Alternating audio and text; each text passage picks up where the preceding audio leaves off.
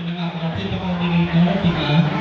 Ay, mag-usa kayo sa Camdeya. Congrats sa inyo, tayo iterin yung mababali. So, kung patuloy lamang ang pagbabasa, yan ay ating sandata sa isang kapag-aaral.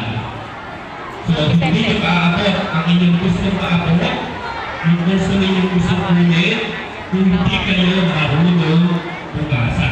Lagi ang wala pagbabasa at pagbibilang. Literacy and numeracy. Dapat lagi magkasama, hindi ang iiwanan. So, siyempre, pag marunong bumasa, marunong din bumilang. So, kahit sa kayo punta, kahit sa palig ng San Pedro, ng Laguna, ng Pilipinas, ng buong mundo, at kayo marunong bumasa, so hindi kayo mawawala. So, makikita nyo kung ano yung pinasa nyo. Pagtingin kayo ng halimbawa, ang baban pa kayo sa isang mall, ihing-ihing na kayo. Hindi nyo lang sa Nobyembre, marami tayong activities na gagawin kaagapay ng pagbabasa. Ano ang utos ko ngayon? Grade 3 pa lang. Kung hindi marunong magbasa, huwag ipapasa ang bata.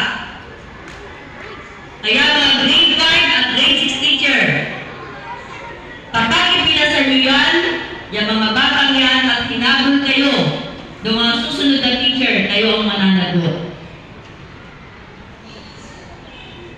It takes 28 days only for a kid to learn how to read.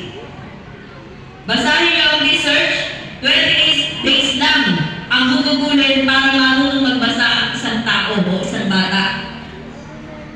Pero, kung ang bata ay hindi tinuturuan sa tahanan pa lang, dapat 3, 4 na taon, 5 taon, 6 na taon mahusay na magbasa.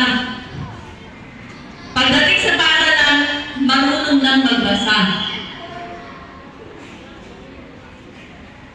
Kapag hindi marunong magbasa ang bata na umakyat sa paaralan, ang number 1 na may kasalanan ay ang magulang. Ikalawa, ang anak. Bakit? Hindi niya sinusunod ang utos ng magulang. Bakit naman ang magulang may kasalanan? Hindi tinuruan ng magulang ang anak na magbasa. Kasi base sa research, it only takes 28 days para maturuan o matutong magbasa ang isang bata.